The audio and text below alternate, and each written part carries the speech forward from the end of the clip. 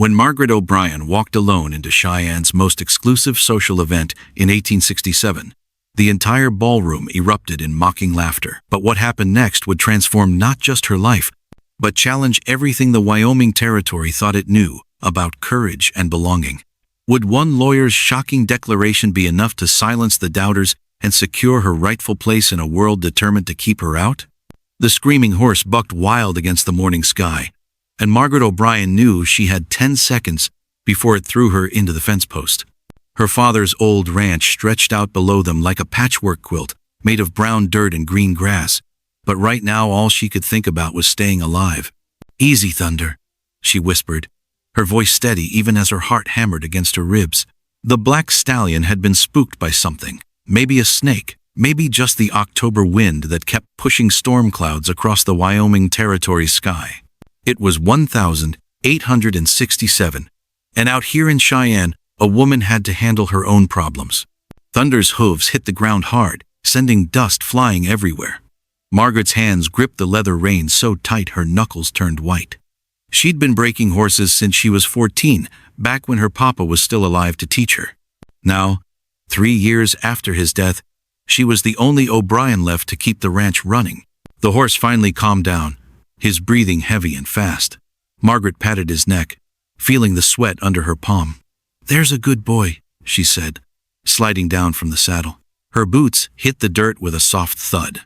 She looked around at her land, 40 acres of the best grazing ground in the territory, with a creek that ran clear and cold even in the hottest summer. Her papa had picked this spot himself back in 1855, when folks said the railroad would never come this far west. Now the Union Pacific was laying track just 5 miles south, and Cheyenne was growing bigger every month. But growth brought problems. Margaret had noticed men in fancy suits riding around her property lately, men who didn't tip their hats when they saw her, men who looked at her creek like they were already planning to take it. "Miss O'Brien," the voice made her turn around fast. A young boy on a spotted pony was racing toward her, his face red from the cold wind. It was Tommy Henderson from the next ranch over. "What's wrong, Tommy?" Margaret asked, catching the pony's bridle as the boy pulled up beside her. "Mama sent me to find you," Tommy said, breathing hard. "There's men at your front door. 3 of them. They got papers." Margaret's stomach dropped like a stone thrown in deep water. Papers usually meant trouble for folks like her. What kind of men? The fancy kind. One of them's got a badge that says he works for some mining company. They've been waiting there for near an hour. Margaret looked toward her little house, sitting pretty as a picture against the hill. It wasn't much, just 2 rooms and a kitchen her papa had built with his own hands, but it was home. And if men with papers were waiting for her, that meant someone wanted to take it away. "Tommy, you ride home fast, and tell your mama I said thank you for the warning," Margaret said, giving the boy a silver coin from her pocket. "And tell her I'll bring fresh eggs tomorrow if these men don't steal my chickens." The boy grinned and rode off, his pony's hooves kicking up little clouds of dust. Margaret watched him go, then started walking Thunder toward the house. Her mind was spinning like a windmill in a storm, trying to figure out what those men could want. The creek, she thought. It had to be about the water rights. Everyone knew water was more valuable than gold out here, and her creek was one of the best in the territory. But Papa had filed all the right papers. She had them locked up in the old coffee tin under her bed. As she got closer to the house, she could see 3 horses tied to her fence post. Good horses, with fancy saddles that cost more money than most folks made in a year. The men standing on her porch looked like they belonged in a big city, not on a ranch where the nearest neighbor was 2 miles away. Margaret tied Thunder to the water trough and walked up to face them. The tallest man stepped forward, taking off his hat like he was being polite, but his eyes were cold as Winter Creek water. "Miss O'Brien? I'm Henry Carleton from Carleton Mining Company. These gentlemen are my associates, Mr. Webb and Mr. Morrison." Margaret knew that name. Morrison. Old Pete Morrison, who ran the general store in town, had a nephew who worked for mining companies. A nephew, folks said, would do anything for money. "What can I do for you?" Margaret asked, crossing her arms over her chest. She'd learned long ago that showing fear was like bleeding in front of wolves. Carleton smiled, but it wasn't a nice smile. "We're here about your water rights, Miss O'Brien. There seems to be some question about whether your father properly filed his claim." My father filed everything legal and proper 12 years ago, Margaret said, her voice getting harder. I got the papers to prove it. Papers can be lost, said the man Carlton had called Webb. He was shorter than his boss, with a face like a weasel. Accidents happen, especially when folks don't understand the new territorial laws. Margaret felt anger rising in her chest like steam from a boiling kettle. What new laws? Carlton pulled out a folded document from his coat pocket. The territorial government has decided that unmarried women can't hold certain types of property claims. For their own protection, you understand. A woman alone can't properly defend or develop valuable resources like water rights. The words hit Margaret like a punch to the stomach. She'd heard rumors about laws like this, but she'd never thought they'd come for her ranch. That's not legal. You can't just take someone's land. We're not taking anything, Carlton said, his voice smooth as snake oil. We're offering to buy your claim for a fair price, $500 for the water rights, and you can keep the house and 5 acres around it. $500. Margaret almost laughed, but there was nothing funny about it. Her water rights were worth 10 times that much, maybe more. And 5 acres wasn't enough land to run cattle or grow crops. It was just enough to slowly starve on. Get off my property, Margaret said quietly. Carlton's fake smile disappeared.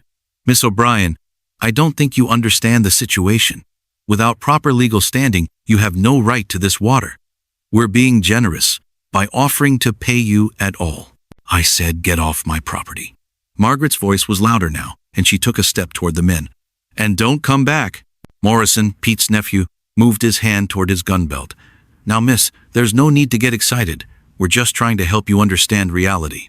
But Margaret wasn't backing down. She'd faced down claim jumpers and cattle thieves. She'd survived 3 winters alone on this ranch. She wasn't about to let 3 men in fancy suits scare her into giving up everything her father had worked for. The reality is that you're trespassing, she said. And if you don't get on your horses and ride away right now, I'm going to get my shotgun and help you understand what that means. Carlton and his men looked at each other.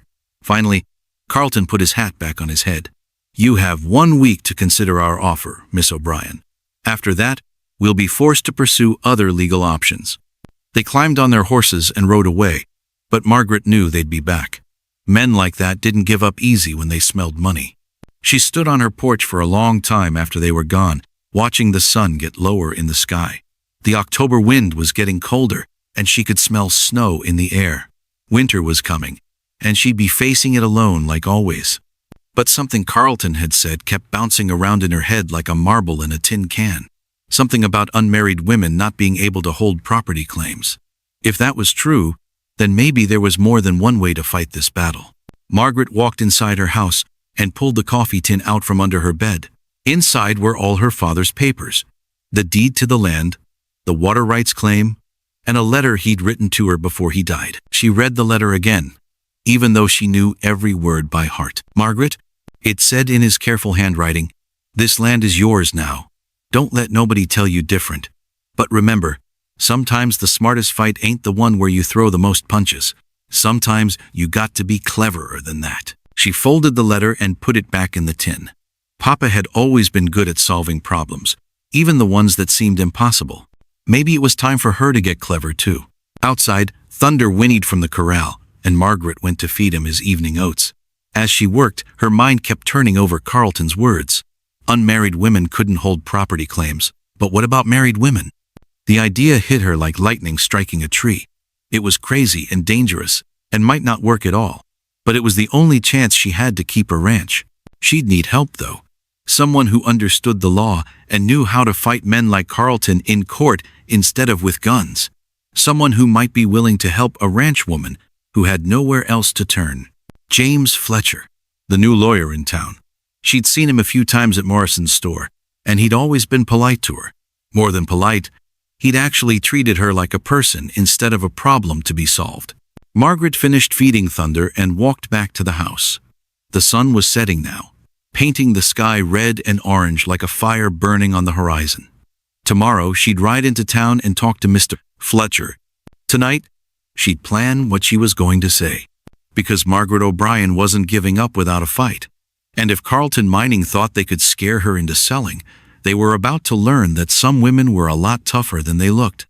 James Fletcher's law office smelled like leather books and fresh ink, and Margaret had never felt more out of place in her entire life. She sat in the wooden chair across from his desk, her work boots muddy from the ride into town, trying not to touch anything that looked expensive. "Miss O'Brien," Fletcher said, pouring coffee from a silver pot into 2 china cups. "I have to admit, I'm surprised to see you here. Most folks in Cheyenne handle their problems without lawyers." Margaret accepted the cup, even though her hands were shaking a little. She'd practiced what she wanted to say during the whole ride to town, but now that she was here, the words seemed to have flown away like birds, scared by gunshots. "I need help," she said finally. "Legal help." Fletcher sat down behind his desk and studied her face. He was younger than she'd expected, maybe 30, with dark hair and serious eyes that seemed to see more than most people. His clothes were nice but not fancy, and his office was neat but not show-offy, like some lawyers she'd heard about. "What kind of trouble are you in?" he asked gently. Margaret told him about Carlton Mining and their visit to her ranch. She told him about the new law that said unmarried women couldn't hold property claims, and about the offer to buy her water rights for a fraction of what they were worth. Fletcher listened without interrupting, making notes on a piece of paper with a fancy pen. When she finished talking, Fletcher leaned back in his chair and was quiet for a long moment. Outside his window, Margaret could hear the sounds of Cheyenne waking up, horses clip-clopping down the main street, the railroad workers calling to each other, women talking as they went to market. "Miss O'Brien," Fletcher said finally, "I'm afraid Carlton Mining is right about the law. The territorial government passed it last month. Unmarried women can't hold claims to water rights, mining rights, or grazing rights over 20 acres. Margaret's heart sank like a rock thrown in deep water. "So I'm going to lose everything?" "Not necessarily." Fletcher picked up his pen and tapped it against his desk. "There are ways to challenge unjust laws, but it would take time, maybe years, and there's no promise we'd win." "I don't have years," Margaret said. "Carlton gave me a week." Fletcher stood up and walked to his window, looking out at the busy street. "There is another option," he said slowly, "but you might not like it." "I'm listening." "You could get married." Fletcher turned around to face her. "Married women can hold property in their husband's name. If you had a husband, Carlton Mining couldn't touch your ranch." Margaret felt her cheeks get hot. "Mr. Fletcher, I didn't come here looking for a husband. I came here looking for justice." "Sometimes they're the same thing," Fletcher said quietly. "Think about it, Miss O'Brien. A marriage of convenience, on paper only, if that's what you prefer. Just long enough to establish your legal right to keep your property." The idea made Margaret's stomach twist up like rope. She'd never thought about getting married, especially not to a stranger for business reasons. But the alternative was losing everything her father had worked for. Who would? I mean, what man would agree to something like that? She asked. Fletcher walked back to his desk and sat down. He looked at her for a long moment, and Margaret had the strange feeling that he was trying to solve a puzzle in his head. "Leave that to me," he said finally. "But first, we need to establish that you're a respected member of this community. People need to see you as someone worth defending." "How do we do that?" Fletcher smiled, and it was the first real smile Margaret had seen from him. "When's the last time you went to a social gathering in town?" Margaret laughed, but there wasn't much humor in it. "Never. Folks here don't exactly invite ranch women to their parties." "Well, that's about to change." Fletcher opened a drawer in his desk and pulled out a cream-colored envelope. "The annual Harvest Ball is next week. Judge Carver hosts it every year at the Grand Hotel. All of Cheyenne's most important citizens will be there." Margaret stared at the envelope like it might bite her. "Mr. Fletcher, I can't go to something like that. I don't know how to dance. I don't have the right clothes. People would laugh me right out of the door." "Maybe," Fletcher agreed. "Or maybe they'd see a woman who's brave enough to claim her place in this community. A woman who deserves the same respect as any other property owner in the territory." The envelope felt heavy when Fletcher handed it to her. Margaret could see her name written on the front in fancy handwriting that probably cost more than she made in a month. "How did you get this?" she asked. "Judge Carver owes me a favor," Fletcher said. "I helped his son out of some trouble last year. Nothing serious, just a misunderstanding about a poker game." Margaret turned the envelope over in her hands. The paper was thick and smooth, nothing like the rough letters she usually got from the feed store or the bank. "I still don't have anything to wear," she said. Morrison's General Store just got a shipment of dresses from Denver, Fletcher said. I saw them unloading the boxes yesterday. I'm sure Pete Morrison would be happy to help you find something suitable. Margaret thought about Pete Morrison and his nephew, who worked for Carlton Mining. I'm not sure Pete would want to help me with anything right now. Why not? Margaret told Fletcher about Jake Morrison being one of Carlton's men. Fletcher's face got serious, and he made another note on his paper. That's interesting, he said, and probably important. But Pete Morrison is a businessman first. He'll sell you a dress if you've got the money to pay for it. Margaret did have money. Not a lot, but enough. She'd been saving every penny for 3 years, planning to buy more cattle in the spring. Now it looked like she might need to spend it on a dress instead. Mr. Fletcher, she said carefully, why are you helping me? You don't even know me. Fletcher was quiet for a moment, looking down at his hands. When he looked up again, his eyes were serious but kind. My mother was a widow, he said. After my father died, she tried to keep his business running, a feed store in Kansas. But the other businessmen in town made it clear that women weren't welcome. They undercut her prices, spread rumors about her character, made it impossible for her to get credit from the banks. What happened to her? She lost everything. Had to come live with my sister and her husband. She died last year, still bitter about losing what should have been hers. Fletcher's voice got quiet. I became a lawyer because I believe in justice, Miss O'Brien. And what Carlton Mining is trying to do to you isn't justice. Margaret felt something warm spread through her chest. It had been a long time since anyone had stood up for her without wanting something in return. What do I do at this ball? She asked. I've never been to anything like that. Just be yourself, Fletcher said. Show them that you belong in this community as much as anyone else. Dance if someone asks you. Talk to people. Let them see that you're not some wild woman who lives alone in the hills. But I do live alone in the hills.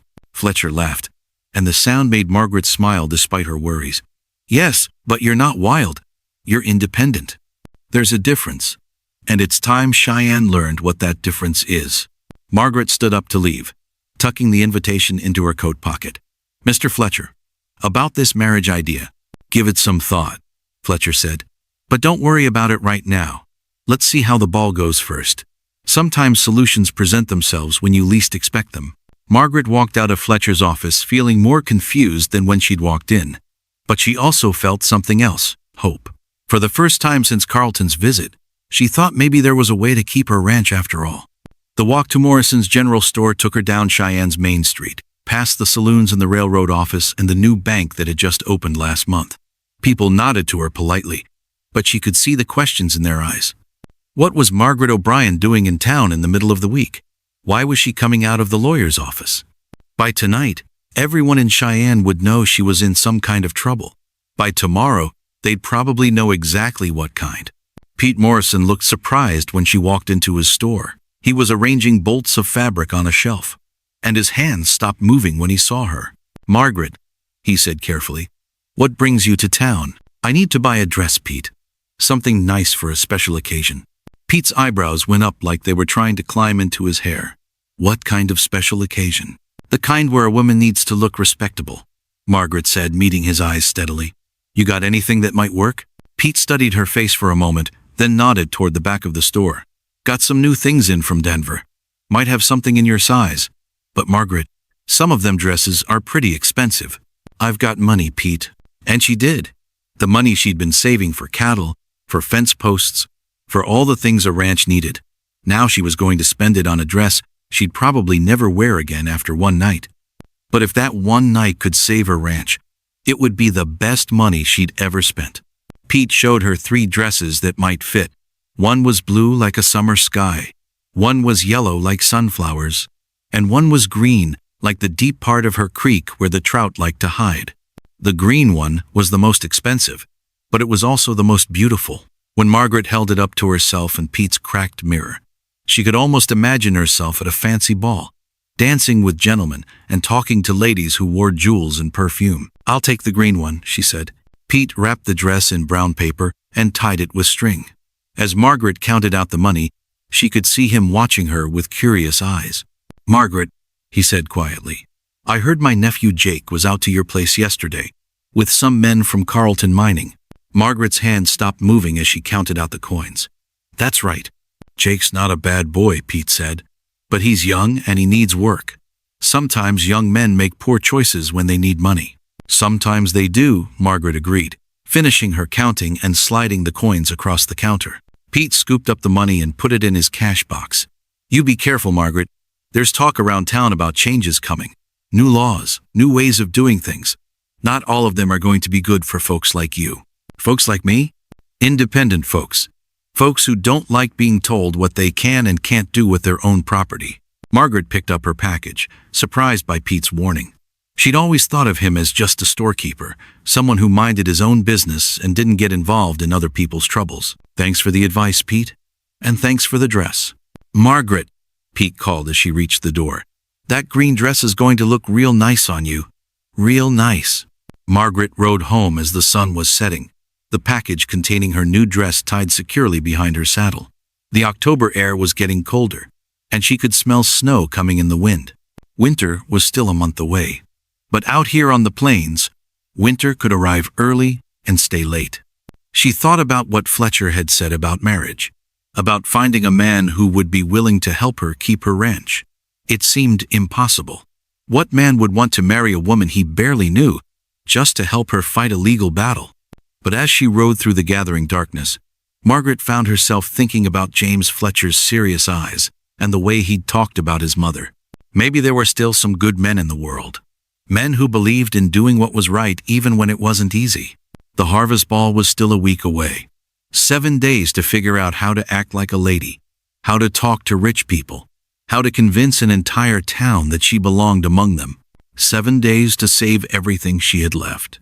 The emerald dress hung on Margaret's bedroom door like a ghost made of silk and dreams, and she was starting to think buying it had been the biggest mistake of her life. 3 days until the harvest ball, and she still couldn't figure out how to walk in the fancy shoes Pete Morrison had talked her into buying. You look like a newborn calf trying to stand up, she muttered to herself, wobbling across her small bedroom for the 10th time that morning. The shoes had heels higher than anything she'd ever worn, and every step felt like she might topple over and break her neck. Outside her window, she could hear someone riding up fast. Margaret kicked off the shoes and ran to look, her heart jumping when she saw Jake Morrison and 2 other men from Carlton Mining. They weren't stopping at the house this time. They were heading straight for her creek. Margaret grabbed her father's old rifle from above the fireplace and ran outside in her stocking feet. The October ground was cold and rough, but she didn't have time to put boots on. Whatever those men were doing at her creek, it wasn't good. She found them kneeling by the water, doing something with metal tools and pieces of wood. Jake Morrison looked up when he heard her coming, his face going pale when he saw the rifle in her hands. What are you doing on my land? Margaret demanded, pointing the gun at the ground but keeping her finger near the trigger. Just checking the water flow, Jake said, standing up slowly, making sure everything's safe. Safe for who? Margaret took a step closer and saw what they'd been doing. They were trying to dam up part of her creek, using rocks and boards to slow down the water. Get away from there, right now. One of the other men, a big fellow with a beard like a bear, laughed and kept working. You can't stop progress, lady. This water belongs to everyone, not just you. Margaret raised the rifle and pointed it straight at the bearded man. This water belongs to me, and you're going to leave it alone or I'm going to put a hole in you. The man stopped laughing. Jake Morrison held up his hands like he was trying to calm down a wild animal. Now, Miss O'Brien, there's no need for threats. We're just following orders from Mr. Carlton. He wants to make sure the water supply is properly managed before winter. The only thing that needs managing is you 3 getting off my property, Margaret said. Her voice was steady, but inside she was shaking. She'd never pointed a gun at another person before, even though she'd learned to shoot when she was 12. The bearded man started to say something else, but Jake grabbed his arm. Come on, boys. We got what we came for. They packed up their tools and climbed on their horses, but Jake stayed behind for a moment. He looked at Margaret with something that might have been respect, or maybe just fear. Miss O'Brien, he said quietly, my Uncle Pete thinks highly of you. He says you're good people, but Mr. Carlton, he's not the kind of man who gives up easy. Maybe you should think about taking his offer. Maybe you should think about finding a different job, Margaret replied. Jake tipped his hat and rode away with the others, leaving Margaret standing by her creek in her stocking feet, still holding the rifle. She knelt down to look at what they'd been doing, and her stomach twisted up tight. They hadn't just been checking the water flow. They'd been measuring it, making notes about how much water ran through her property and where it went after it left her land. They were planning something bigger than just buying her out. Margaret spent the rest of the day fixing the damage they'd done to her creek, moving rocks and clearing away the boards they'd tried to use as a dam. By evening, her hands were torn up and her back ached, but the water was flowing free again. As she sat on her porch watching the sun go down, she kept thinking about what Jake had said. Carlton wasn't the kind of man who gave up easy, which meant things were going to get worse before they got better. The next morning brought a surprise visitor. Margaret was feeding her chickens when she heard a wagon coming up the road, and she was amazed to see Mrs. Elena Vasquez climbing down from the driver's seat. Elena was the wife of the man who ran the blacksmith shop in town, and she was known for being one of the kindest women in Cheyenne. "Buenos dias, Margaret," Elena called out in her musical voice. She was a small woman with dark hair and bright eyes, and she always seemed to be smiling about something. "I hope you don't mind me coming out here without an invitation." "Of course not," Margaret said, hurrying over to help Elena with a large basket she was carrying. "What brings you all the way out here?" "I heard about the trouble you're having with Carlton Mining," Elena said, "and I heard about the harvest ball. I thought you might need some help getting ready." Margaret felt her cheeks get hot. Word travels fast in Cheyenne. "Faster than a prairie fire," Elena agreed with a laugh. "But don't worry, most folks are on your side. They just don't know how to show it." Elena's basket was full of things Margaret had never seen before. Little bottles of perfume, powder for her face, ribbons for her hair, and jewelry that sparkled in the morning sunlight. "Elena, I can't afford to buy all this," Margaret said. "Who said anything about buying?" Elena sat down on Margaret's porch steps and patted the space beside her. "Sit down, mija. Let me tell you something about being a woman in this world." Margaret sat down, curious despite her embarrassment. "When I first came to Cheyenne with my husband, people looked at us like we didn't belong," Elena said. "We were different. We spoke Spanish at home, we cooked different food, we went to the Catholic church instead of the Protestant one. Some people thought we should go back where we came from. What did you do? We showed them who we really were, not by changing ourselves, but by being ourselves so well that they couldn't ignore us anymore." Elena opened one of the little bottles and let Margaret smell it. It smelled like flowers and sunshine. "This ball you're going to? It's not about becoming someone else. It's about showing them that you already belong." For the next 2 hours, Elena taught Margaret things no one had ever taught her before. How to walk in heels by taking smaller steps and keeping her back straight. How to put powder on her face to make her skin look smooth. How to arrange her hair so it stayed neat, even when she moved around. "The most important thing," Elena said as she helped Margaret practice sitting down gracefully in the emerald dress, "is to remember that you have every right to be there. Your father paid taxes to this territory. You pay taxes too. You follow the laws. You help your neighbors. You work hard. That makes you as much a citizen of Cheyenne as anyone else." Margaret looked at herself in her mother's old mirror and hardly recognized the woman staring back. The dress fit perfectly. The jewelry Elena had loaned her caught the light beautifully, and her hair was arranged in a style that made her look elegant instead of plain. "I look like someone else," Margaret said softly. "No," Elena said firmly. "You look like yourself, but dressed up for a special occasion. There's a difference." After Elena left, Margaret practiced everything she'd learned. Walking, sitting, holding a teacup properly, making conversation about topics she'd never talked about before. It was harder than breaking horses or mending fences, but in a different way.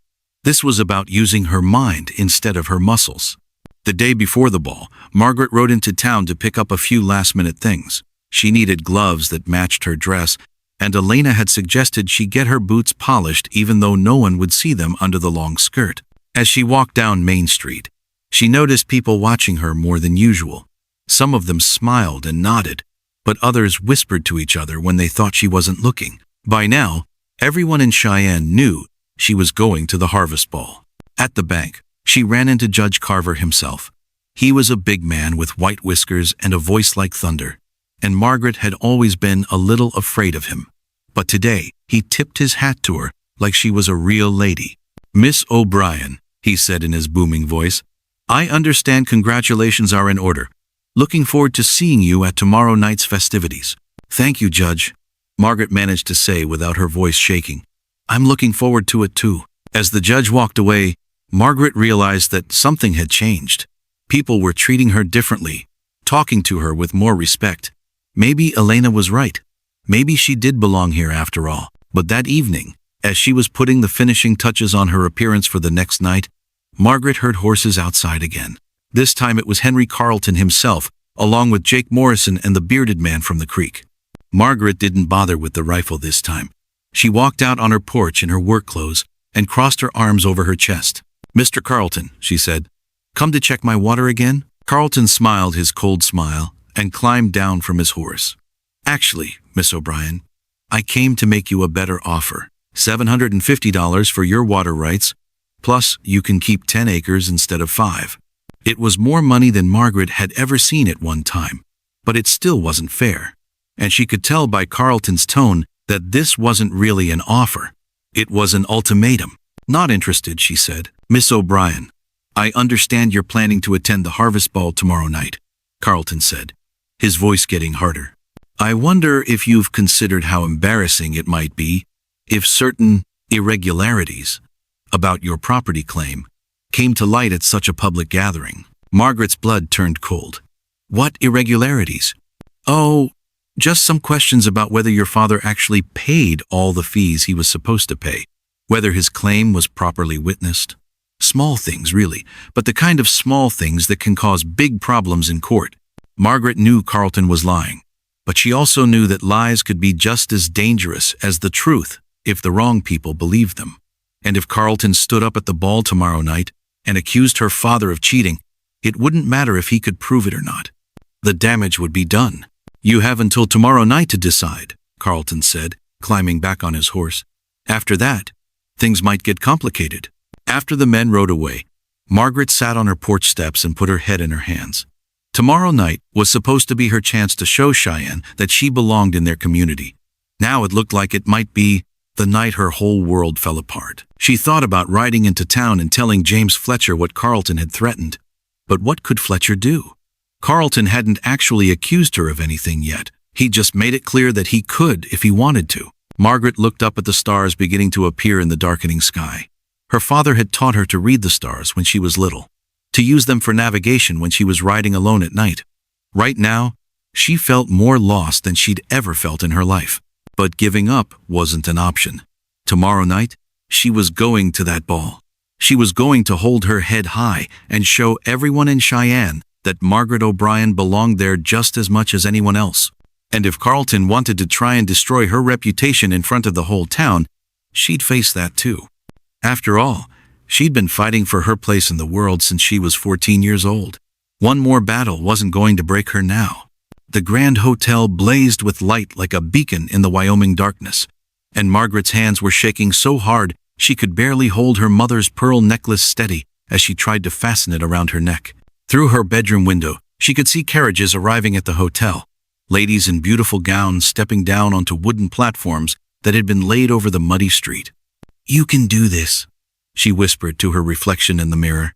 The emerald dress made her look like someone she'd never been before. Elegant, refined, the kind of woman who belonged at fancy parties. But inside, she felt like the same scared ranch girl who'd been fighting the world alone for 3 years. A knock at her front door made her jump. Margaret hurried to answer it, expecting to see the driver of the carriage James Fletcher had arranged for her.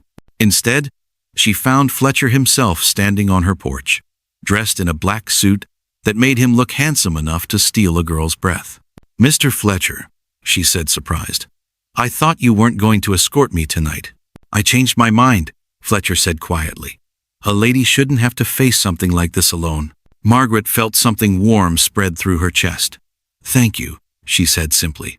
Fletcher helped her into the carriage, being careful not to step on the long skirt of her dress. As they rode toward town, Margaret could see the hotel getting bigger and brighter, music drifting out into the night air. It sounded like a fairy tale. But Margaret knew fairy tales didn't usually end well for girls like her. "Are you nervous?" Fletcher asked. "Terrified," Margaret admitted. "What if Carlton really does try to embarrass me in front of everyone? What if people laugh at me? What if I trip in these shoes and make a fool of myself?" Fletcher reached over and took her gloved hand in his. "Margaret, do you know what I see when I look at you?" She shook her head. "I see a woman who's been running a ranch by herself for 3 years. A woman who stood up to armed men with nothing but a rifle and her own courage. A woman who's willing to fight the whole world to keep what belongs to her." Fletcher's voice was gentle but strong. "Those people in there? Most of them have never faced a real challenge in their lives. You're braver than all of them put together." The carriage stopped in front of the hotel, and Margaret could hear laughter and music coming from inside. Fletcher climbed out first, then turned to help her down. As her feet touched the wooden platform, Margaret felt like she was stepping into a different world. The hotel lobby was full of people dressed in clothes that probably cost more than Margaret made in a year. The men wore black suits with white shirts that looked like they'd never seen a day of honest work. The women wore gowns in every color of the rainbow, with jewelry that sparkled under the gas lamps like captured starlight. And every single one of them turned to stare when Margaret walked in. "Miss O'Brien." Judge Carver appeared at her side, his wife on his arm. Mrs. Carver was a thin woman with gray hair and kind eyes, and she smiled at Margaret like she was genuinely happy to see her. "You look lovely, dear," Mrs. Carver said. "That dress is the perfect color for you." "Thank you, ma'am," Margaret replied, trying to remember everything Elena had taught her about making polite conversation. Judge Carver escorted them into the main ballroom, which had been decorated with autumn leaves and pumpkins. A small orchestra played music in one corner, and couples were already dancing in the center of the room. Tables loaded with food lined one wall, and Margaret could smell roast beef and fresh bread and apple pie. For a moment, she forgot about Carlton mining and water rights and all the reasons she was really here. This was beautiful. More beautiful than anything she'd ever seen. Maybe she could just enjoy it for one night. Then she heard the whispers starting. "Is that really Margaret O'Brien? What's she doing here? Someone said she's having legal troubles. I heard Carlton Mining is trying to buy her out." The whispers followed Margaret as Fletcher led her around the room, introducing her to people she'd only seen from a distance before. Most of them were polite, but she could see the questions in their eyes. What was a ranch woman doing at their fancy party? Mrs. Cordelia Ashworth, the wife of the biggest railroad investor in the territory, made no effort to hide her surprise when Fletcher brought Margaret over to meet her. Mrs. Ashworth was a large woman with elaborate blonde curls and a dress that probably cost more than Margaret's entire ranch. "Well," Mrs. Ashworth said, looking Margaret up and down like she was inspecting a horse at auction, "aren't you adventurous coming here tonight?" "I beg your pardon?" Margaret asked, not understanding. "Oh, just that it takes a certain kind of courage to attend a gathering like this when one is, how shall I put it, between circumstances." Margaret felt her cheeks get hot. "I'm not sure what you mean, Mrs. Ashworth."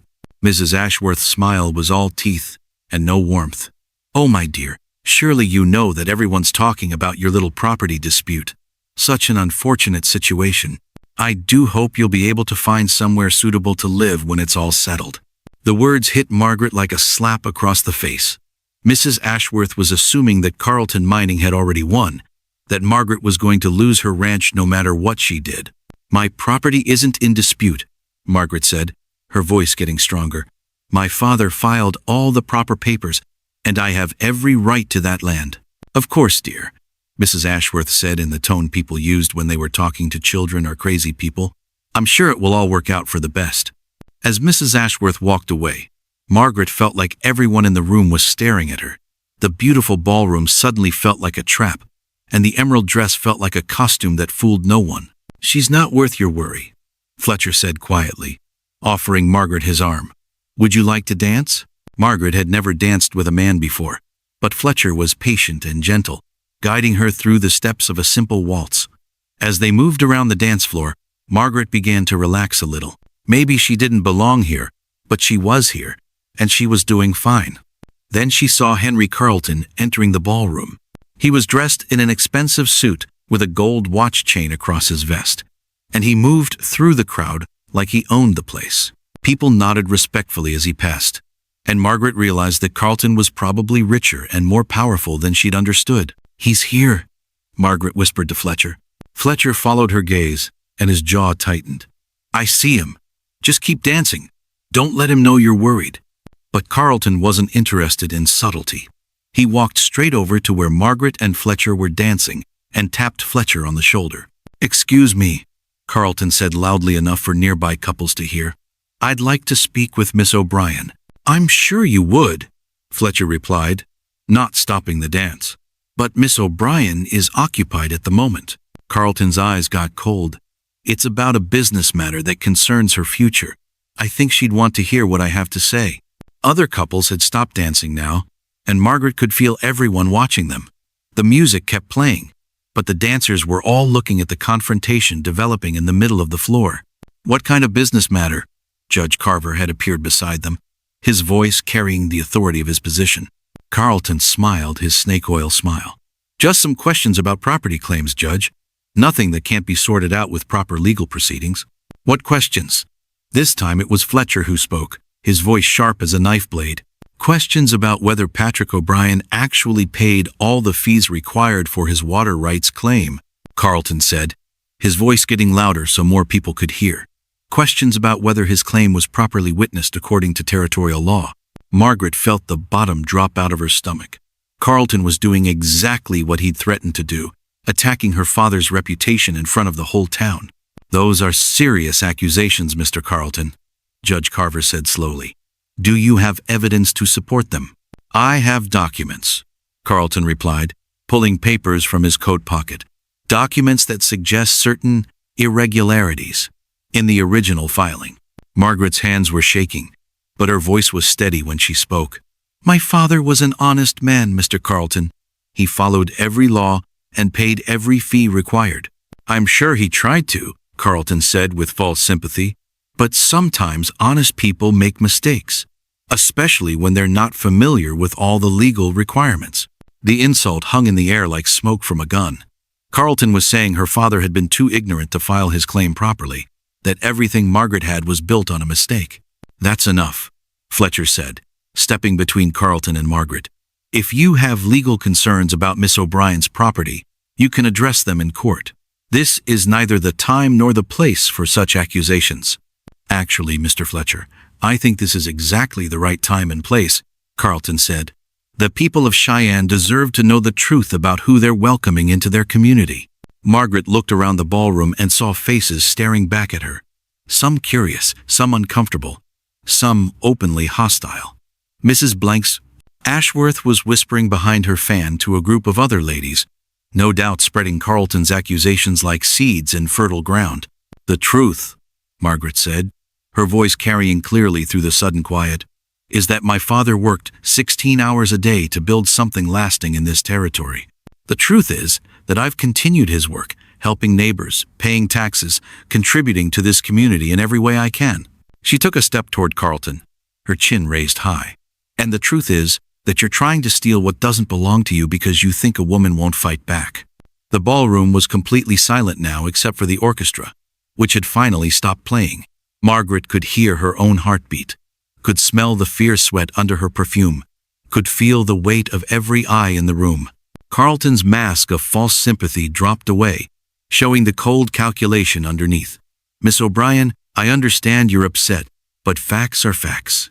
Your father's claim is questionable at best, and unmarried women can't hold water rights under territorial law anyway. I'm offering you a generous settlement to avoid a long, expensive legal battle you can't win." "She's not unmarried." The voice that cut through Carlton's words belonged to James Fletcher, but there was something different about it. Something that made Carlton stop talking and turn around. Fletcher moved to stand beside Margaret, taking her hand in his. "Miss O'Brien is my fiancée. We've been engaged for 2 months, though we've kept it private out of respect for her father's memory." The silence that followed was so complete that Margaret could hear the clock ticking on the mantelpiece across the room. She stared at Fletcher, hardly believing what she'd just heard. He was claiming they were engaged, not suggesting it as a possibility, but stating it as fact. "Your fiancé?" Carlton's voice had lost some of its confidence. "Engaged these past 2 months?" Fletcher repeated firmly. Though we planned to announce it formally after the new year. Margaret's mind was spinning like a dust devil in a high wind. Fletcher was saving her, giving her the legal protection she needed to keep her ranch. But he was also putting his own reputation on the line, claiming in front of the whole town that he was going to marry her. Well, Judge Carver said into the silence, congratulations are certainly in order. Fletcher, you're a lucky man.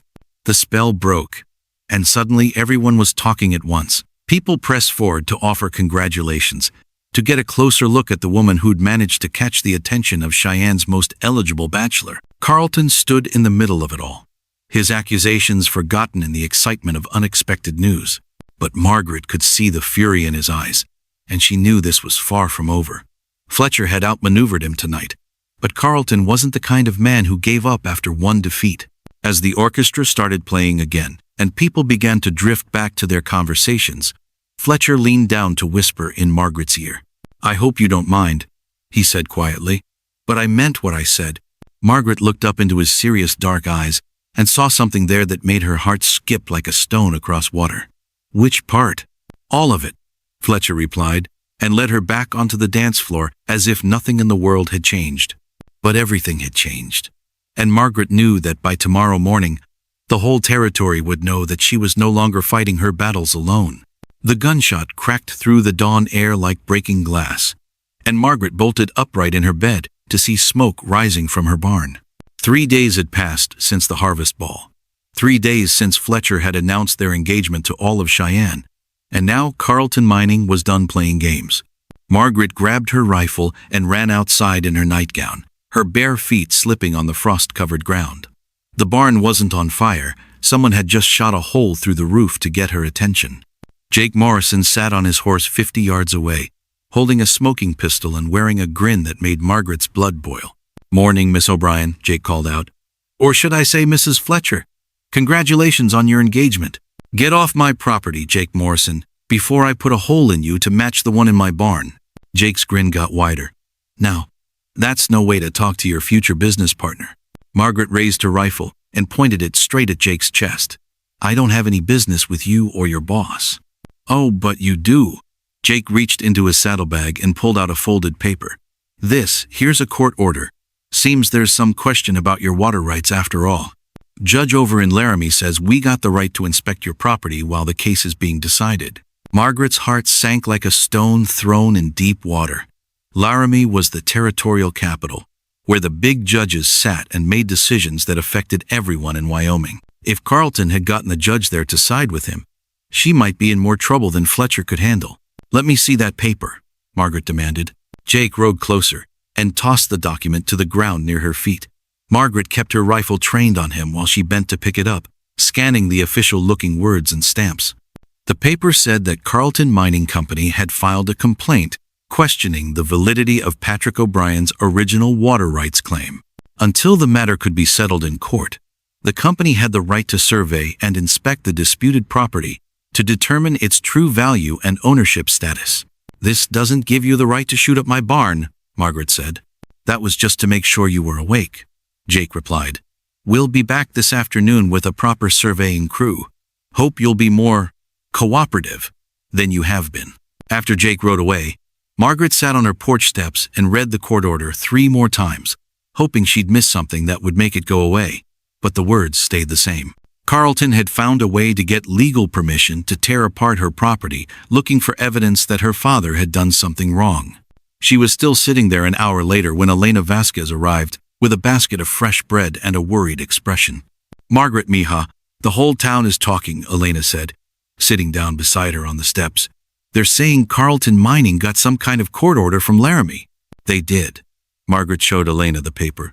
They can come onto my land anytime they want, dig holes, measure things, look through all my father's old records.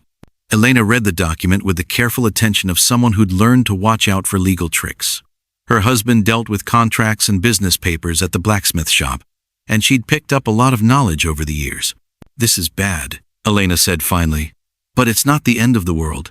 They have the right to inspect, but they don't have the right to damage your property or interfere with your normal business. What normal business? Margaret laughed bitterly. I can't sell cattle if buyers think my land might not belong to me. I can't make improvements if surveyors are going to tear them down. I can't even sleep peacefully in my own house." Elena put her arm around Margaret's shoulders. "You're not alone in this anymore. You have James Fletcher, and you have friends in town who support you." "Do I? Sometimes I think Fletcher only said we were engaged to help me fight Carlton, and I'm not sure how many real friends I have." "More than you know," Elena said firmly. "Yesterday at the market, I heard Mrs. Patterson telling everyone that you helped her family when their baby was sick last spring. And old Tom Jenkins was saying you shared your water with him during the drought when you could barely spare it yourself." Margaret had forgotten about those things. She'd just done what neighbors were supposed to do for each other. But maybe Elena was right. Maybe she had more support than she realized. "Elena," Margaret said slowly, "what do you know about James Fletcher? I mean, really know about him?" Elena's eyes sparkled with the kind of look women got when they were about to share secrets.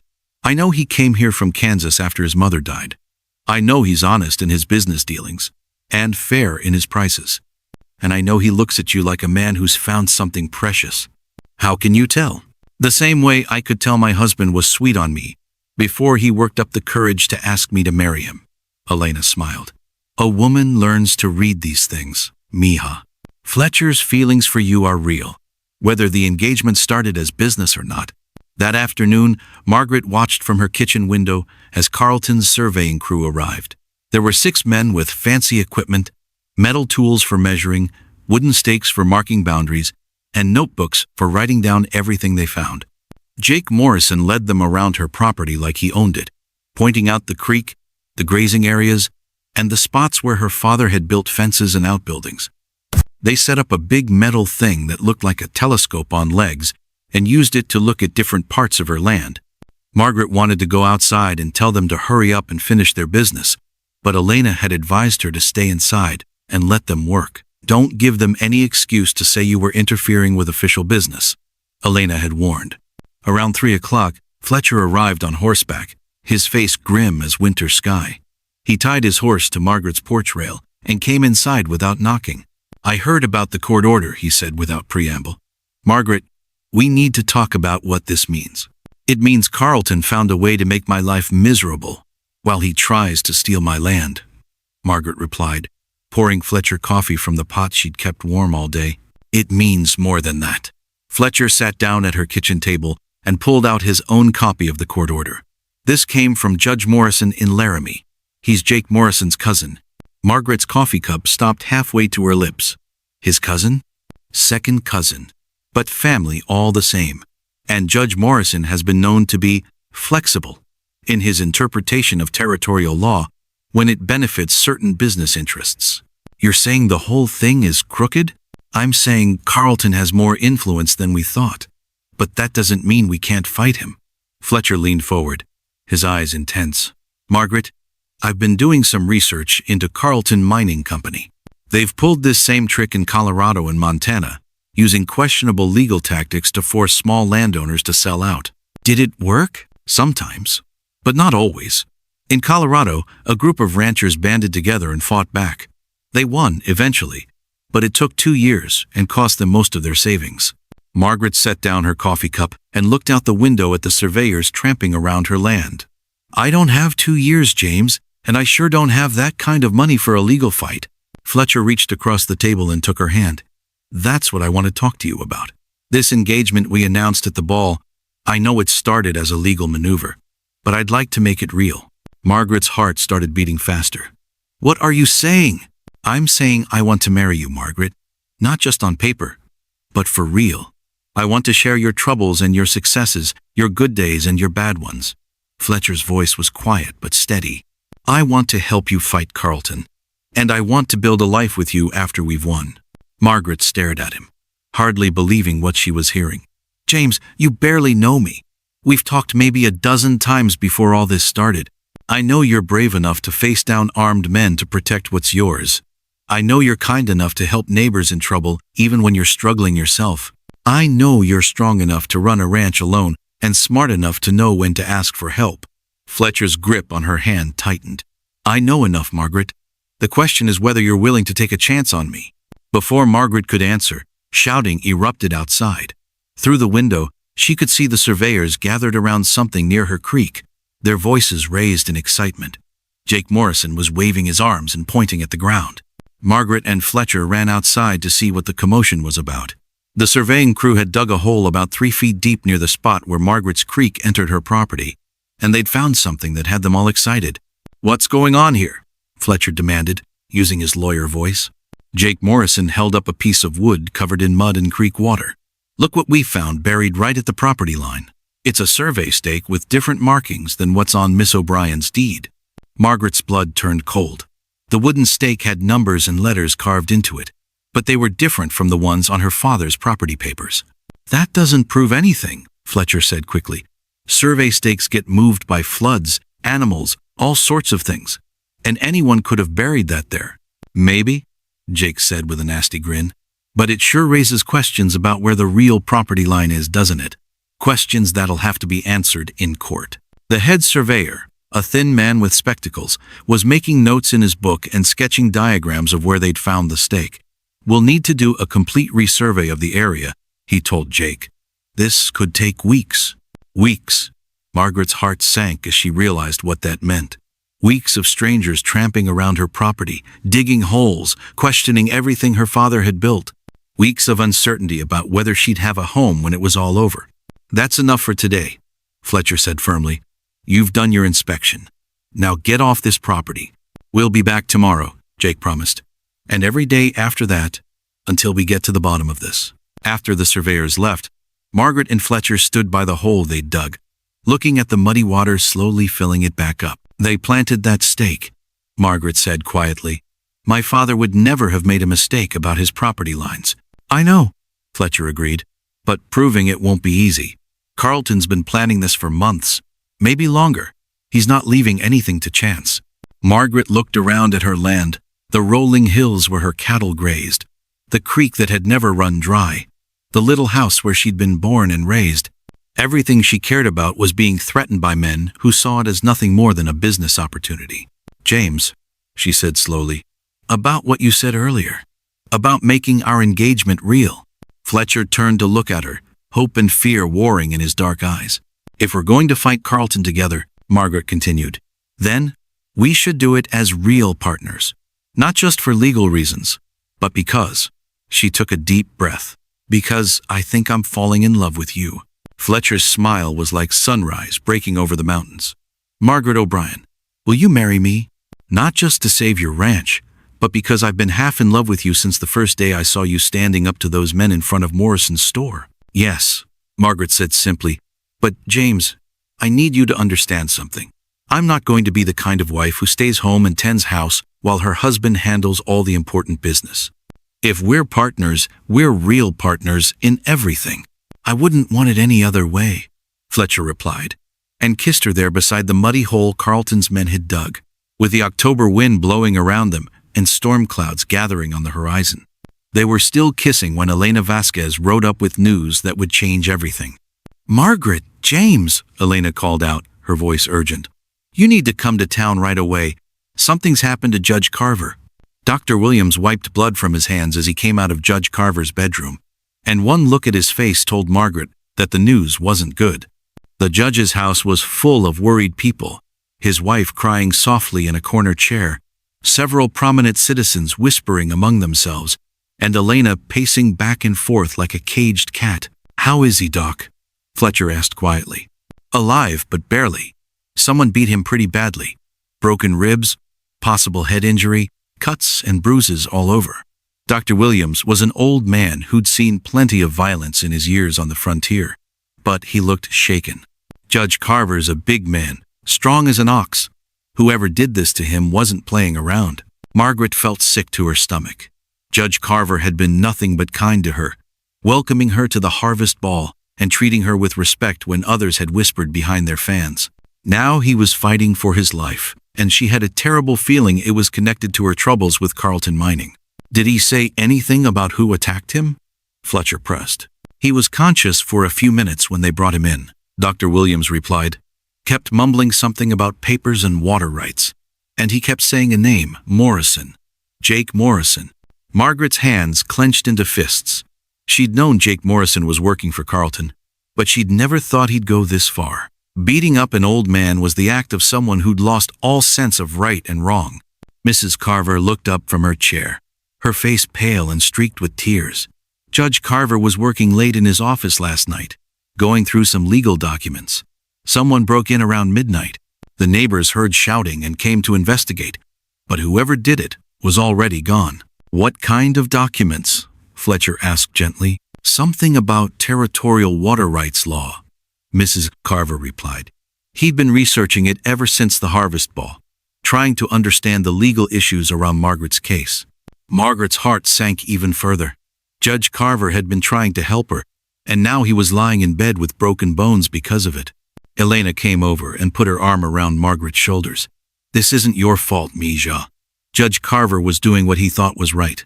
"But if I hadn't gone to that ball, if I hadn't stirred up all this trouble," Margaret started to say, "then Carlton would have stolen your land without anyone fighting back." Fletcher interrupted firmly. "Margaret, Judge Carver knew the risks when he decided to look into your case. He chose to help because he believes in justice." Dr. Williams closed his medical bag and looked around at the assembled group. "The judge needs rest and quiet if he's going to recover. But I'll tell you all something. If whoever did this thinks they scared him off, they're wrong. Judge Carver's tougher than weak old beef, and twice as stubborn." As people began to drift away from the judge's house, Fletcher pulled Margaret aside. "We need to talk to Sheriff Collins about this. If Jake Morrison really did attack Judge Carver, he needs to be arrested." But when they got to the sheriff's office, they found Collins packing papers into a wooden box like he was getting ready to leave town in a hurry. "Sheriff," Fletcher said, "we need to report an assault.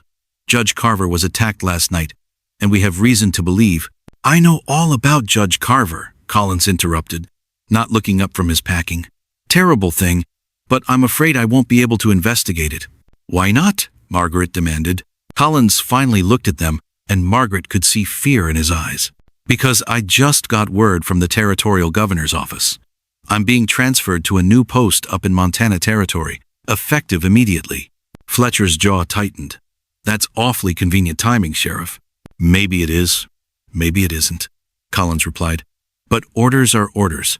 My replacement will be here next week to take over." "Who's your replacement?" Fletcher asked. Collins hesitated before answering. "Deputy Marshal Morrison.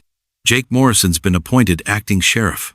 Margaret felt like someone had punched her in the stomach. Jake Morrison, the man who'd probably beaten up Judge Carver, was going to be the new sheriff of Cheyenne. Carlton Mining had just bought themselves their own lawman. After they left the sheriff's office, Margaret and Fletcher walked down Main Street in stunned silence. Everything was falling apart faster than they could keep up with. The judge who might have helped them was in bed with broken bones. The sheriff who might have protected them was being run out of town. And the man who'd been threatening Margaret was about to become the most powerful lawman in the county. "We need to leave," Margaret said suddenly. "Pack up everything valuable and get out of Wyoming Territory before things get worse." Fletcher stopped walking and turned to face her. "Margaret, you can't be serious." "Why not? Look what's happening. Carlton's got judges in his pocket. He's got the new sheriff working for him, and he's willing to beat up old men to get what he wants." Margaret's voice was getting higher and more desperate. "What's to stop him from having us killed if we keep fighting him?" "Your father," Fletcher said quietly. "What?" "Your father didn't run when things got tough. He came out here when this was nothing but empty prairie and wolves, and he built something lasting. He didn't do it so you could give up the first time someone threatened you." Margaret felt tears stinging her eyes.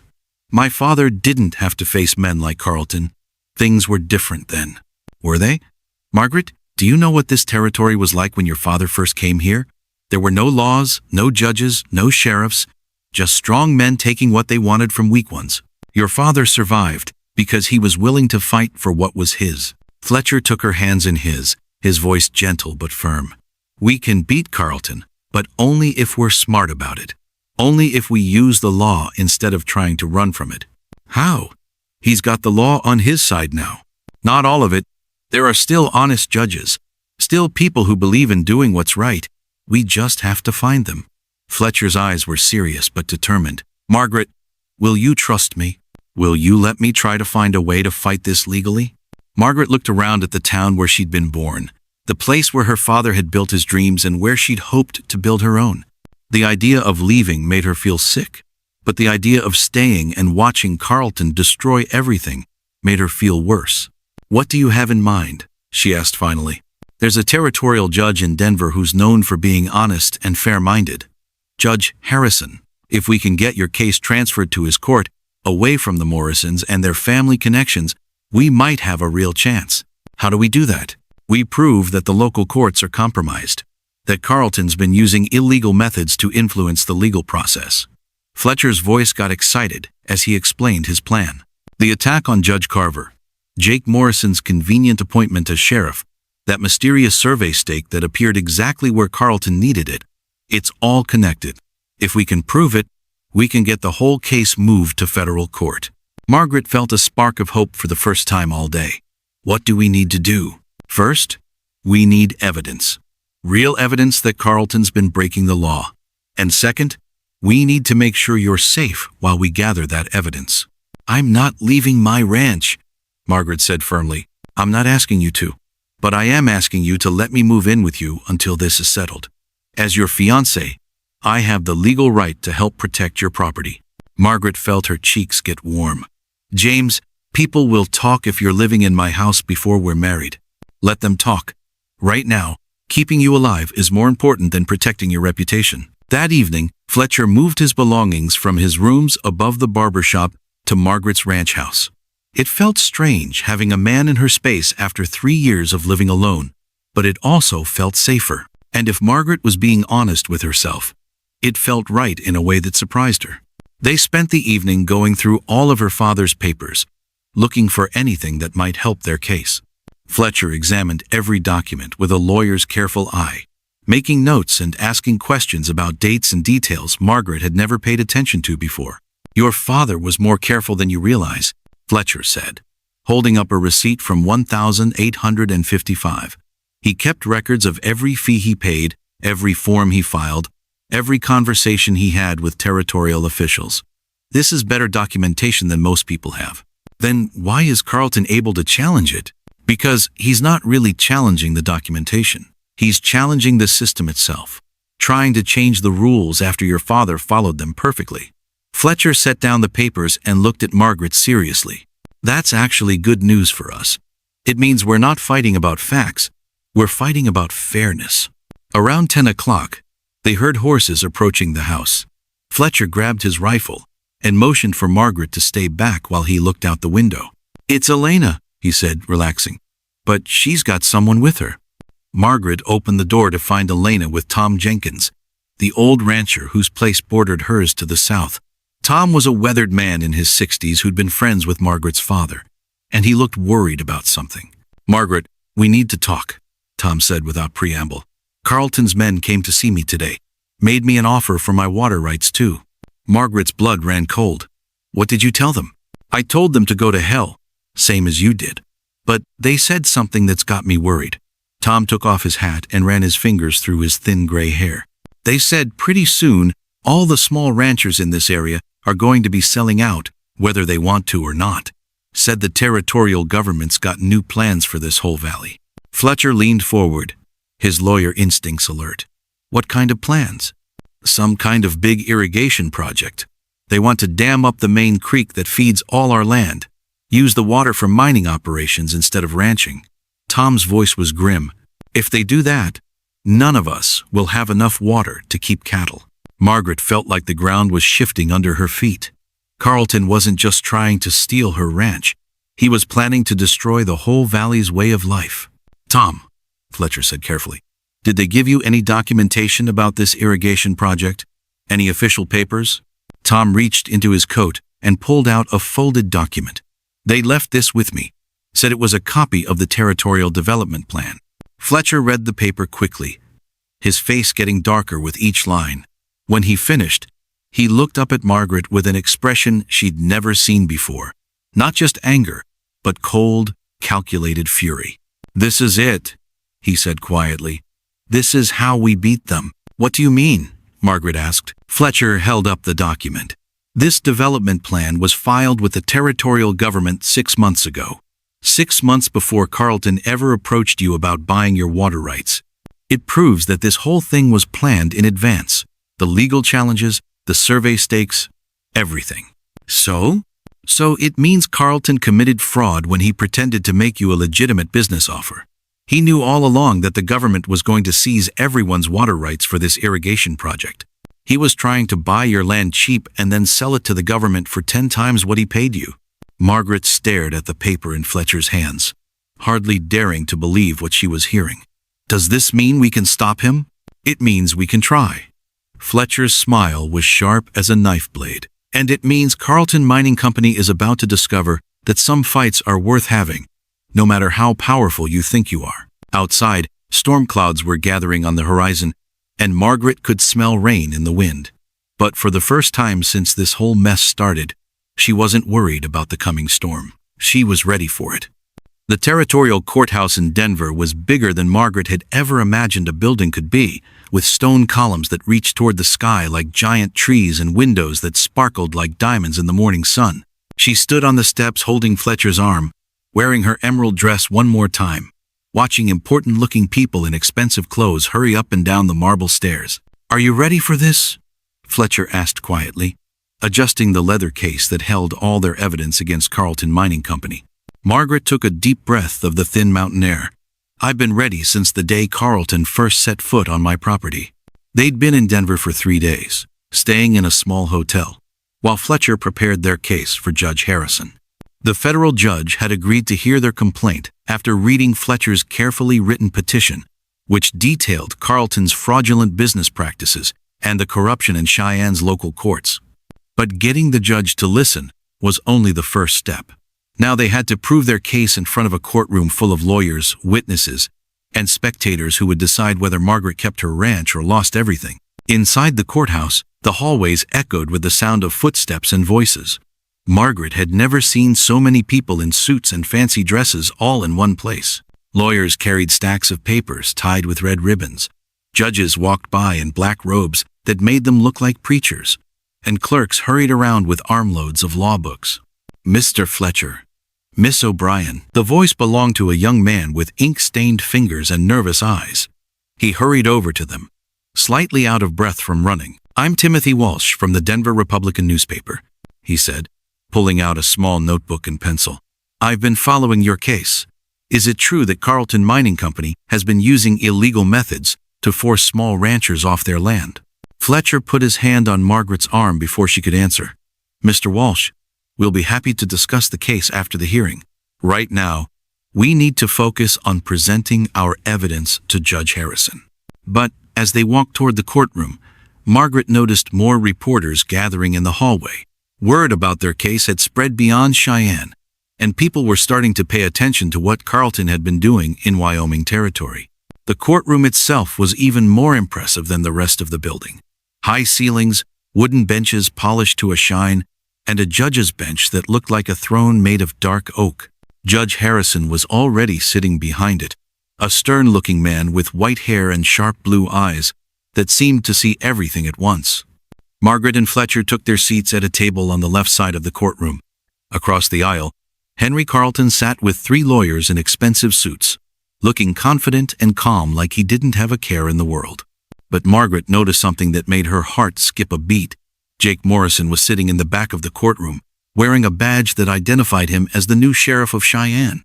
He was supposed to be back in Wyoming Territory doing his job, not here in Denver watching their trial. "Why is Jake here?" Margaret whispered to Fletcher. Fletcher followed her gaze, and his jaw tightened. "Probably to intimidate witnesses. Or maybe Carlton wants to make sure he knows exactly what evidence we're presenting." Judge Harrison called the court to order, and the trial began. Fletcher stood up to make his opening statement, his voice clear and strong as he explained their case to the judge. "Your Honor, this is a story about greed and corruption disguised as legitimate business.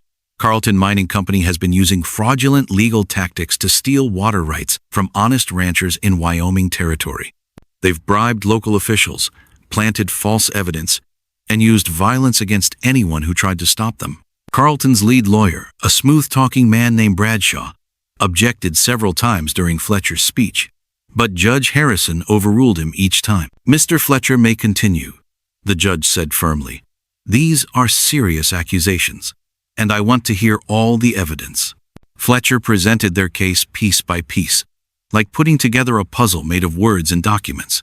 He showed the judge the territorial development plan that proved Carlton had known about the irrigation project months before approaching Margaret. He presented testimony from Tom Jenkins and other ranchers who'd been threatened by Carlton's men. He even had a sworn statement from Dr. Williams about Judge Carver's injuries.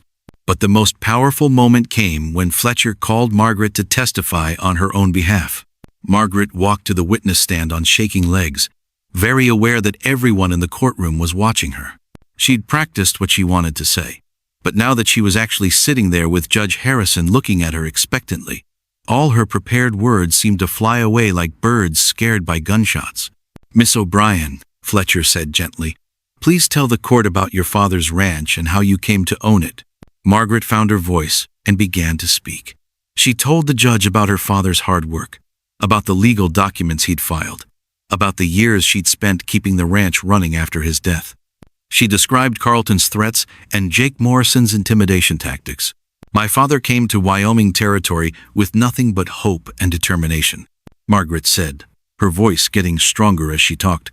"He followed every law, paid every fee, and built something good and honest. I've tried to do the same thing. All I want is to keep what rightfully belongs to me." When Carlton's lawyer cross-examined her, he tried to make her seem like a confused woman who didn't understand business or legal matters. But Margaret had been dealing with men like him her whole life, and she wasn't about to be intimidated now. "Mr. Bradshaw," she said when he suggested she was too emotional to make good decisions about her property, "I've been running a ranch by myself for 3 years. I handle cattle, horses, and business dealings every day. I think I know the difference between a fair offer and attempted theft." Judge Harrison nodded approvingly, and Margaret felt a spark of hope. But Carlton's lawyers weren't finished.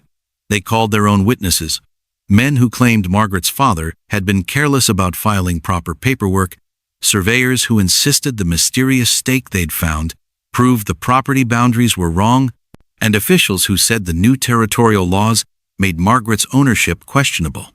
Each witness felt like a punch to Margaret's stomach. These men were lying under oath, twisting the truth to serve Carlton's purposes, but they sounded convincing and official. The worst moment came when Jake Morrison took the stand. He wore his new sheriff's badge-like armor and spoke in the respectful tone people used when talking to judges. "Your Honor, I've known the O'Brien family for years," Jake said, his voice smooth as snake oil. "Patrick O'Brien was a good man, but he wasn't much for paperwork and legal details. It's possible he made mistakes in filing his claims without realizing it." Margaret wanted to jump up and scream that Jake was lying, that her father had been more careful about legal matters than anyone she knew. But Fletcher had warned her to stay calm and let him handle the questioning. "Sheriff Morrison," Fletcher said when it was his turn to cross-examine Jake, "isn't it true that you work for Carlton Mining Company?" "I work for the people of Cheyenne as their elected sheriff," Jake replied. "But you also receive payments from Carlton Mining for consulting services, don't you?"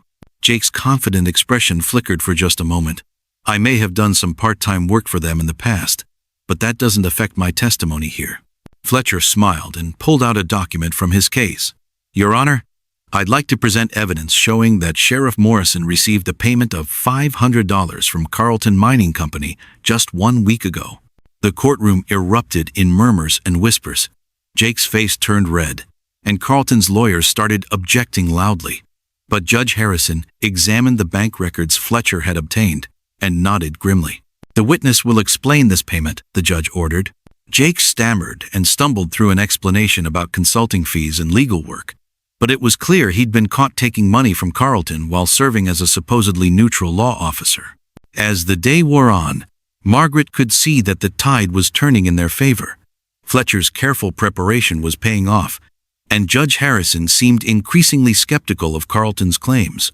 But the biggest surprise came near the end of the day, when Fletcher called an unexpected witness. "Your Honor, I'd like to call Mrs. Cordelia Ashworth to the stand." Margaret gasped. Mrs. Ashworth was the railroad baron's wife who'd been so cold to her at the harvest ball. What could she possibly have to say that would help their case? Mrs. Ashworth walked to the witness stand with the dignity of a queen, wearing a dress that probably cost more than most people made in a year.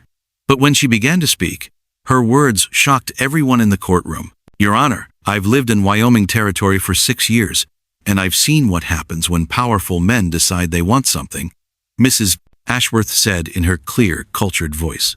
"Carlton Mining Company approached my husband about investing in their irrigation project. They showed him maps and plans that included water rights they didn't own yet, including Miss O'Brien's Creek." Carlton's lawyers objected furiously, but Judge Harrison allowed her to continue. "Mr. Carlton told my husband that acquiring these water rights would be easy because most of the owners were, how did he put it, ignorant farmers who wouldn't know how to fight back in court." Mrs. Ashworth's voice carried clearly through the quiet courtroom. "He specifically mentioned Miss O'Brien as someone who could be easily intimidated into selling." Margaret felt tears stinging her eyes, but they were tears of gratitude, not sadness. Mrs. Ashworth had risked her own social standing to come forward with the truth. When court adjourned for the day, Fletcher gathered up their papers with satisfaction written all over his face. "How do you think we did?" Margaret asked as they walked out of the courthouse. "Better than I hoped," Fletcher replied. "Judge Harrison is fair, and he can see through Carlton's lies. But the trial isn't over yet. Tomorrow, Carlton's lawyers will make their closing arguments, and they'll try to convince the judge that we're just troublemakers trying to use the courts to avoid following the law." Outside the courthouse, reporters surrounded them with questions. Margaret found herself talking to more people than she'd ever talked to in her entire life, explaining about her ranch and her father, and why this case mattered to small landowners throughout the territory. That evening, in their hotel room, Fletcher worked late preparing his closing argument, while Margaret sat by the window, looking out at the lights of Denver. The city was bigger and busier than anything she'd ever experienced, full of people and noise and activity that never seemed to stop. "James," she said quietly, "whatever happens tomorrow, I want you to know that you've already given me something I never had before." Fletcher looked up from his papers. "What's that?" "Someone who believes in me. Someone who thinks I'm worth fighting for." Margaret turned away from the window to face him. "For 3 years, I've been alone with my problems. Even when neighbors helped out, I always felt like I was bothering them, like my troubles were my own fault somehow." Fletcher set down his pen and came to sit beside her. "Margaret, you're the strongest person I know. Man or woman, it doesn't matter. You face things that would have broken most people, and you've never given up." "I wanted to give up. That day you first came to my office, I was ready to sell out to Carlton and leave Wyoming Territory forever. But you didn't." "No. And you know why?" Margaret took Fletcher's hand in hers. "Because you looked at me like I was worth saving. Like my fight mattered to someone besides just me." Fletcher leaned over and kissed her softly. "It does matter. And tomorrow, we're going to prove it to the whole world." Outside their window, Denver settled into the quiet of evening, but Margaret's mind was already racing ahead to the next day. Tomorrow, Judge Harrison would decide not just her fate, but the fate of every small landowner who'd ever been threatened by powerful men with crooked lawyers and deeper pockets. Tomorrow, she'd learn whether justice was real or just a pretty word that people used when they wanted to sound important. But tonight, for the first time in years, Margaret O'Brien wasn't facing her problems alone. And that made all the difference in the world. Judge Harrison's gavel came down like thunder in the packed courtroom, and Margaret held her breath as the most important words of her life hung in the air waiting to be spoken. 2 weeks had passed since the trial ended, 2 weeks of waiting and worrying while the judge studied all the evidence and made his decision. In the matter of O'Brien versus Carlton Mining Company, Judge Harrison began, his voice carrying clearly through the silent courtroom. "This court finds that the defendant has engaged in fraudulent business practices, bribery of local officials, and conspiracy to deprive citizens of their lawful property rights." Margaret felt Fletcher's hand squeeze hers under the table, but she didn't dare celebrate yet. Judges sometimes said nice things before ruling against you, and she'd learned not to trust anything until she heard the final decision. "Furthermore," Judge Harrison continued, "this court finds that the plaintiff, Miss Margaret O'Brien, is the lawful owner of the property and water rights in question, and that any attempts to seize said property through territorial development projects must be abandoned immediately. The courtroom erupted in cheers and applause. Reporters jumped up to scribble notes. Spectators shouted approval, and somewhere in the back of the room, Margaret heard Henry Carleton cursing loudly before his lawyers hushed him. But the judge wasn't finished yet. "Mr. Carleton," Judge Harrison said, his voice stern as a schoolmaster addressing a misbehaving student, "approach the bench." Carleton walked forward slowly, his confidence completely gone. He looked like a man who just realized that all his money and influence couldn't buy him out of the trouble he'd created for himself. "Mr. Carleton, this court is referring your case to the federal prosecutor for criminal investigation. The evidence suggests you've been engaged in a pattern of fraud, bribery, and intimidation that extends far beyond this single case. You'll remain in Denver pending further legal proceedings." Carleton's face went white as fresh snow. Margaret almost felt sorry for him. Almost, but not quite. He'd brought this on himself by trying to steal what didn't belong to him. As people began filing out of the courtroom, Margaret found herself surrounded by well-wishers and reporters. Everyone wanted to shake her hand, congratulate her on the victory, ask her what she planned to do next. "Miss O'Brien," called out Timothy Walsh from the Denver Republican, "what message do you have for other small landowners who might be facing similar threats?" Margaret thought for a moment before answering. "Don't give up, and don't face it alone. Find people who believe in doing what's right, and fight together. The law might be complicated, but justice is simple. Everyone deserves to keep what they've earned honestly." Outside the courthouse, Fletcher hired a photographer to take a picture of them standing on the marble steps. Margaret felt strange posing for a photograph. She'd never had her picture taken before, but Fletcher said it was important to document the moment. "This case is going to be studied in law schools," Fletcher explained as the photographer adjusted his camera. "You've just helped establish legal precedent that will protect property owners throughout the Western Territories." Margaret smiled as the camera flashed, but she was thinking about simpler things than legal precedent.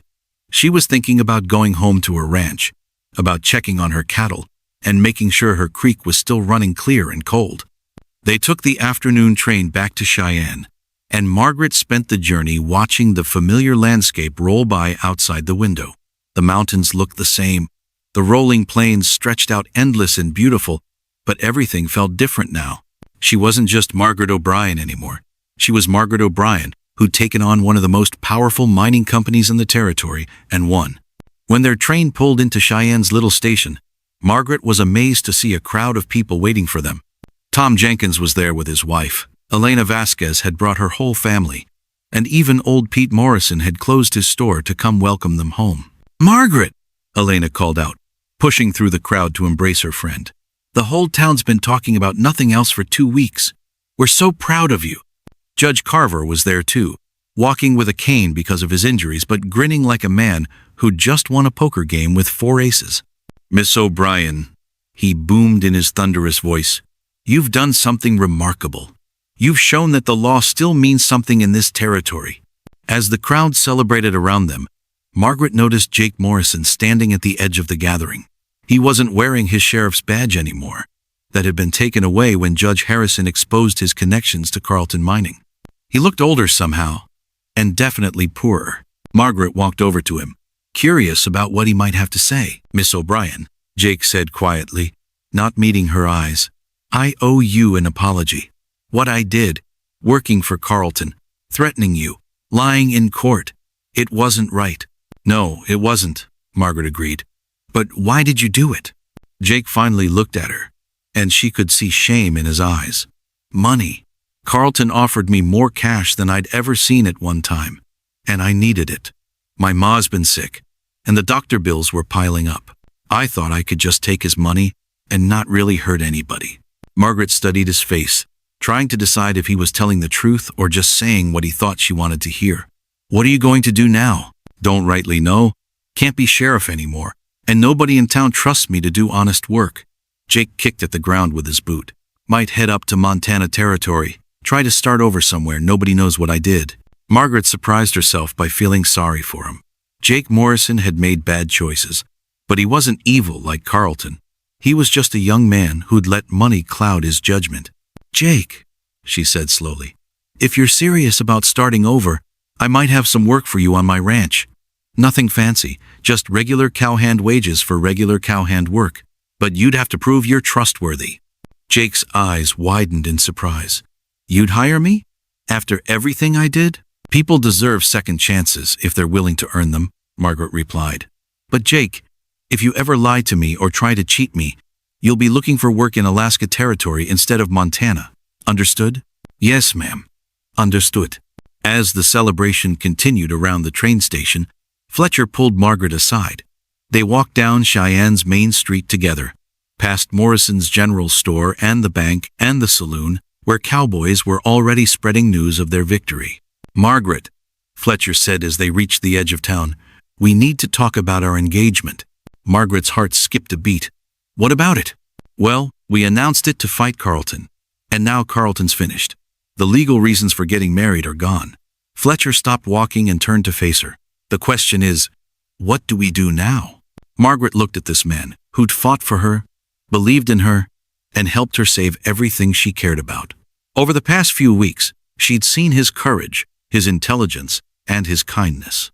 She'd also discovered that she loved the way he made coffee in the morning, the way he read law books late into the evening, and the way he looked when he was concentrating on a difficult problem. James Fletcher, she said, taking his hands in hers. Are you trying to get out of marrying me? Fletcher's serious expression broke into a grin. I'm trying to make sure you want to marry me for the right reasons. Not because you need legal protection, but because you want to build a life together. I do want that, Margaret said simply. I want to wake up next to you every morning and work beside you every day and fight with you about silly things like whether we should plant corn or wheat in the south pasture. We're going to fight about farming decisions? Fletcher asked, laughing. We're going to fight about everything, Margaret replied. And then we're going to make up and be stronger than we were before. That's what married people do. Fletcher kissed her there on the edge of Cheyenne, with the Wyoming wind blowing around them and the sun setting behind the mountains. It was the kind of kiss that promised years of happiness and struggle and love. 3 months later, on a cold February morning, in 1868, Margaret O'Brien became Margaret Fletcher in a ceremony at Cheyenne's new church. Judge Carver performed the service. Elena Vasquez made the wedding dress, and half the town came to celebrate. Mrs. Cordelia Ashworth traveled all the way from Denver to attend, bringing a silver tea service as a wedding gift. I wanted to see how the story ended, she told Margaret at the reception. It's not often I get to watch someone change the world. Jake Morrison was there too, wearing clean clothes and a shy smile. He'd been working on Margaret's ranch for 2 months, proving himself with honest labor and careful attention to his duties. He wasn't completely trusted yet, that would take time, but he was earning his second chance one day at a time. As Margaret and James danced their first dance as husband and wife, she thought about how much had changed since that day Carlton's men had first appeared on her property. She'd kept her ranch, gained a husband, and helped establish legal protections for landowners throughout the territory. But the most important change was inside herself. She was no longer the lonely woman who'd faced her problems alone. She was part of something bigger now, a community that had learned to value courage over convention, a legal system that had proven justice was possible, and a marriage built on respect and shared dreams. The emerald dress she'd worn to the harvest ball was carefully packed away in a trunk, saved for special occasions. But Margaret didn't need fancy clothes anymore to feel like she belonged somewhere. She belonged here, in this place she'd fought to keep, with these people who'd learned to see her for who she really was. As the evening wore on and the celebration continued around them, James whispered in her ear, "Any regrets, Mrs. Fletcher?" Margaret looked around at the friends who'd supported her, the community that had welcomed her, and the man who'd chosen to share his life with hers. "Just one," she said with a smile. "I wish my father could have been here to see this." "He did see it," James replied softly. "Every time you stood up for what was right, every time you refused to give up, he was there. You're your father's daughter, Margaret Fletcher. And that's the highest compliment I know how to give." Outside, snow was beginning to fall on the Wyoming Territory, covering the land in pristine white. But inside the warm church, surrounded by love and laughter and the promise of years to come, Margaret Fletcher had never felt more at home. The woman who'd walked alone into the harvest ball had found something more valuable than water rights or ranch land. She'd found her place in the world and the courage to defend it. And in the end, that was worth more than all the gold in Carlton's mines. The story of Margaret Fletcher would be told in Cheyenne for generations, how she'd faced down powerful men with nothing but determination and the law on her side. But Margaret herself was already thinking about the future, about the children she and James would raise, about the ranch they'd build together, about all the ordinary, extraordinary days that lay ahead. She'd learned that belonging wasn't something you were given, it was something you claimed. And once you'd claimed it, once you'd proven you deserved it, no one could ever take it away from you again.